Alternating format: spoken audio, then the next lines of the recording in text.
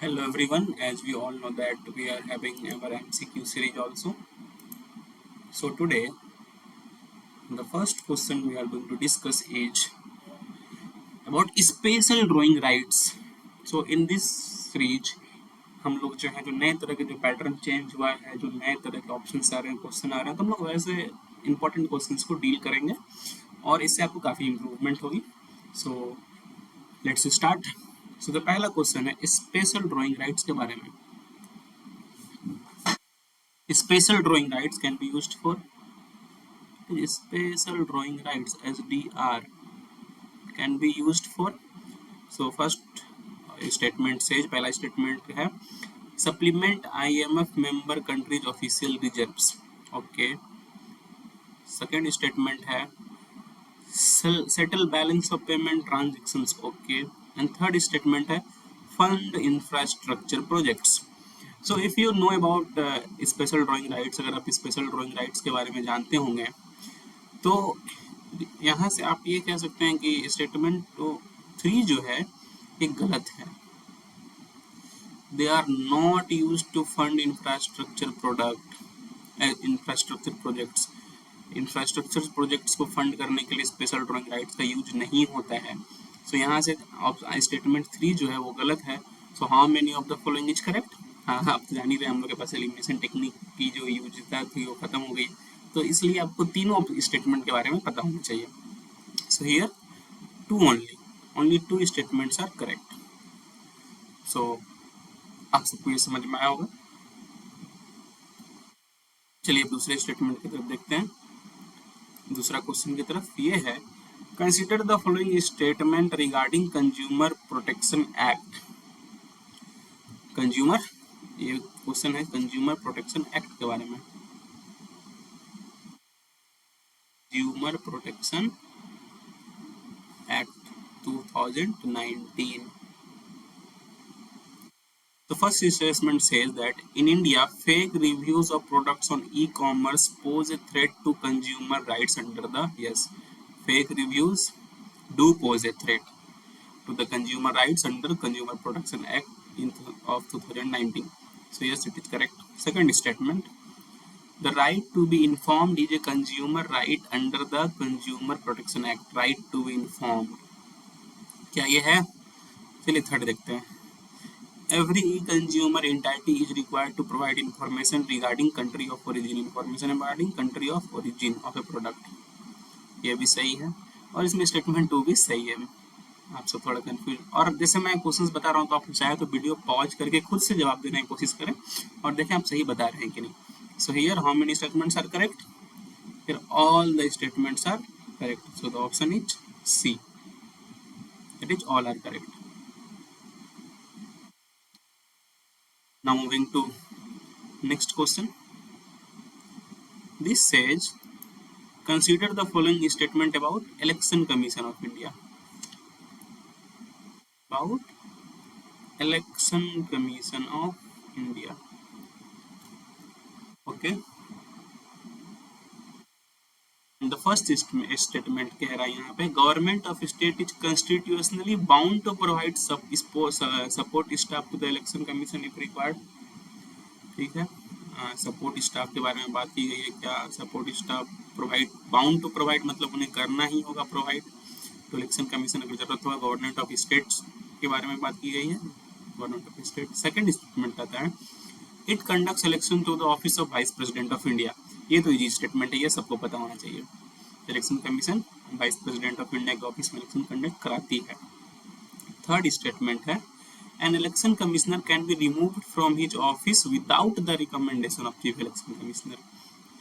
Can be removed without the recommendation of chief election commission. क्या वो chief election commission के recommendation के बिना आप उन्हें हटा सकते हैं? तो चलिए तीनों स्टेटमेंट को फिर से एक बार देखते हैं. तो पहला स्टेटमेंट, हाँ, state government bound to provide support staff to election commission. उनके पास सपोर्ट स्टाफ आएगा कहाँ से अगर गवर्नमेंट प्रोवाइड नहीं करेगी. तो ये this is correct. It conduct सकती तो सब इजी है, मैंने बताया कि आप ये सबको पता होना चाहिए. और इसमें थर्ड स्टेटमेंट जो है वो रॉन्ग है. Without the recommendation, no, with the recommendation, बिना रिकमेंडेशन के चीफ इलेक्शन कमिश्नर के आप नहीं रिमूव कर सकते हैं एक इलेक्शन कमिश्नर को. So here from here you can say that this is wrong and option B is correct. Okay, that is 2 only. So I hope you got this. चलिए moving to next question. ये बोल रहा है consider the following statement regarding preamble of India. हम सब जानते हैं preamble of India. ये तो देखिए preamble के बारे में सबको पता रहना चाहिए, ठीक है, इससे कभी कभी क्वेश्चंस आते हैं, ठीक है. preamble, so the expression of unity and integrity of the nation is there in the preamble since the beginning of constitution. क्या है? नहीं, ये स्टेटमेंट गलत है. since the beginning से नहीं है, beginning से नहीं है. equality of status and equality of opportunity find the mention in preamble. yes of course, अगर आपको preamble याद है तो ये चीज मेंशन है उसमें. इसमें एक गलत है, दो सही है, तो which is correct, which of the following is correct, only 2 is correct, 1 गलत, both गलत and none गलत. Moving to next question, that is question number 5. so ये क्वेश्चन कह रहा है according to constitution of India which of the following statements are correct. okay, ठीक है, कौन सा स्टेटमेंट करेक्ट है. सबसे पहले a person held as the president of India. Okay, तो ये प्रेसिडेंट के बारे में क्वेश्चन है. एक आदमी जो प्रेसिडेंट है shall be eligible for election to that office for second term. yes of course, ये सही जवाब है. he is eligible for the election of office of for second term. वो दोबारा प्रेसिडेंट बन सकते हैं. This was an easy statement. चलिए अब अगला स्टेटमेंट देखते हैं. The executive power of union shall be vested in president of India. This is also an easy statement. सबको ये सब पता होना चाहिए, सब काफी इजी स्टेटमेंट्स हैं. चलिए थर्ड स्टेटमेंट की तरफ जाते हैं. दैट इज यहाँ से तो अब नन की तो संभावना नहीं है, डी तो आप एस नहीं होगी क्योंकि दो तो सही हो चुकी है. पहला third statement, the president of India is elected by N electoral college consisting of all members of parliament and all members of all state legislatures. क्या all members of parliament ये सही है? जी नहीं, nominated members cannot vote. जो nominated members हैं वो president के इलेक्शन में वोट नहीं कर सकते हैं. तो ये स्टेटमेंट यहाँ से गलत हो गई. ये इजी क्वेश्चन था, आई थिंक आप सब कर पाए होंगे. और ये नॉमिनेटेड मेंबर वाली तो इस साल भी आई थी, उसमें पहला स्टेटमेंट यही था, तो आप सबको पता होना चाहिए. तो यहाँ पे ओनली 2 स्टेटमेंट ही बस सही है. सो आई होप आप सबको ये क्वेश्चन समझ में आया होगा. चलिए अब नेक्स्ट क्वेश्चन पर चलते हैं. Which of the following fundamental rights were described as heart and soul of the constitution. so इनमें से किस आर्टिकल को बाबा साहेब भीमराव अम्बेडकर ने heart and soul of the constitution बोला था? पहला है right to freedom, right to equality, right against exploitation और राइट टू कॉन्स्टिट्यूशनल रेमेडीज. ये सबको पता होना चाहिए. अगर ये पता नहीं हो रहा, आप यूपीएससी की प्रिपरेशन कर रहे हैं तो this is not, you are not serious then. ये सबको पता होना चाहिए, काफी इजी क्वेश्चन है. Right to constitutional remedies, D is the correct option. काफी आसान क्वेश्चन थे, ये सबको मालूम होना चाहिए. चलिए अब नेक्स्ट क्वेश्चन की तरफ बढ़ते हैं. That is question number 7. Which one of the following actions of state government forms the part of implementation of directive principle of state policy? इसमें से कौन से directive principle of state policy को देख रही है? कौन सी स्टेटमेंट कौन सी directive principle of state policy को इम्प्लीमेंट कर रही है? तो पहला है maternity benefit act, of course ये तो कर ही रही है. दूसरा है bonded labour system abolition act, जी हाँ ये भी कर रही होगी. राइट टू एम्प्लॉयमेंट वर्क, काफी सारे हैं ये सब रिलेटेड डायरेक्टिव प्रिंसिपल में. थर्ड है एवोल्यूशन ऑफ इंटरमीडिएटरीज लाइक जमींदार, जागीरदार एंड इमामदार. जी हाँ ये भी बिल्कुल सही है, ये भी डायरेक्टिव प्रिंसिपल के अंदर है. नेशनलाइजेशन ऑफ कमर्शियल बैंक्स, ये है कि नहीं? चलिए ये आपके ऊपर छोड़ते हैं. अगर ये तीनों है तो देखिए आप इसमें ऑप्शन में ये तो ऑफकोर्स होना ही है क्योंकि ऑप्शन में ओनली 3 नहीं है. ठीक है, तो this is all, C is the correct answer. चारों इसमें से सही है। पढ़ के सब आसान क्वेश्चन हैं, आप देख के आपको समझ आना चाहिए कि ये सही है गलत है। चलिए नेक्स्ट क्वेश्चन की तरफ बढ़ते हैं।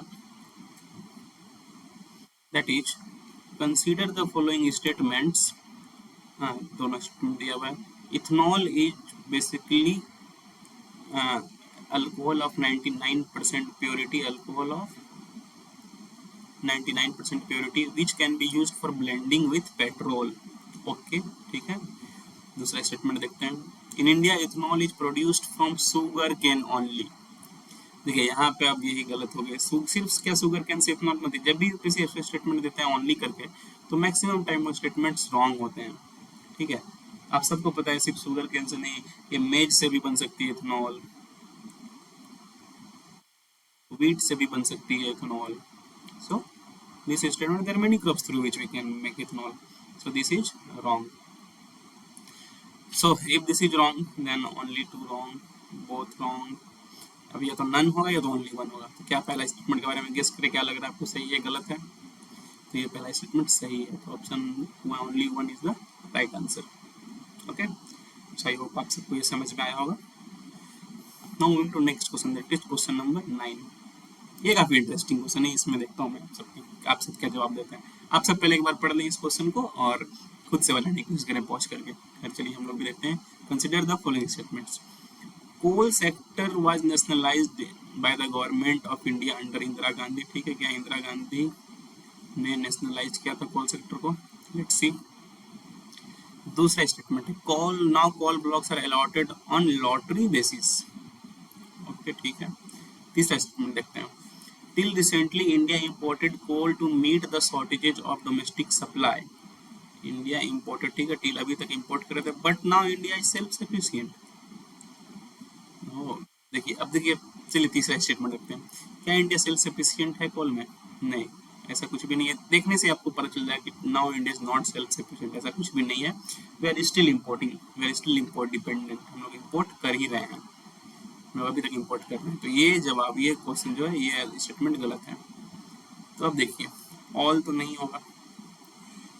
चलिए पहला स्टेटमेंट क्या कर रहा है, coal sector was nationalised by government of India under Indira Gandhi. ये अगर आपको पता है, इंदिरा गांधी के समय बैंक्स भी नेशनलाइज्ड हुए थे, कोल सेक्टर भी नेशनलाइज्ड हुई थी, काफी सारी चीजों को उन्होंने नेशनलाइजेशन की तरफ ध्यान दिया था। तो एक तो सही है, मतलब अब नन भी नहीं होगा। तो अब यह तो ओनली वन होगा या only two. Now coal blocks are allocated on lottery basis. क्या लग रहा है आप लोग को, ये सही है? क्या अभी कॉल ब्लॉक लॉटरी बेसिस पर लोकेटेड होता है?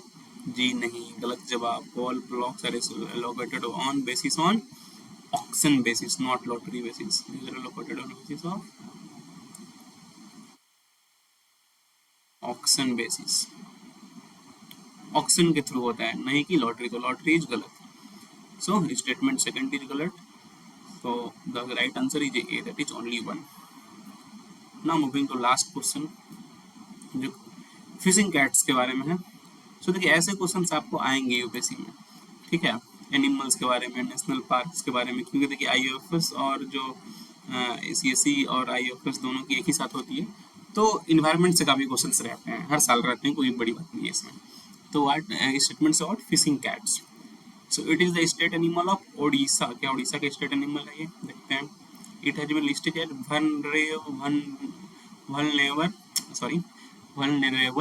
वनरेबल। बहुत थोड़ी सी मुझे प्रोनाउंसिएशन की दिक्कत है, काफी इजी वर्ड्स भी कभी कभी मैं नहीं कह सकता हूँ। तो ये तो 9 नंबर स्टेटमेंट सही है। Yes, it is vulnerable. क्या ये स्टेट एनिमल है ओडिशा का? सोचिए सोचिए।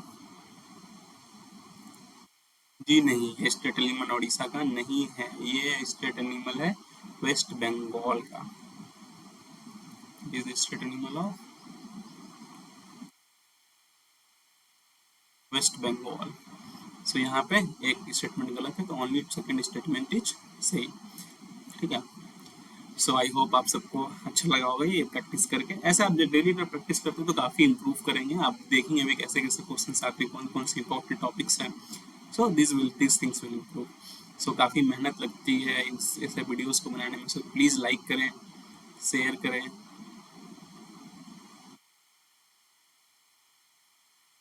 और सब्सक्राइब करें। सो अगर आप लाइक से सब्सक्राइब करते हैं तो ये चीज़ हमें मोटिवेट करते हैं आपके लिए और ऐसे वीडियोस बनाने के लिए। So that's all for today. Have a nice day. Thank you.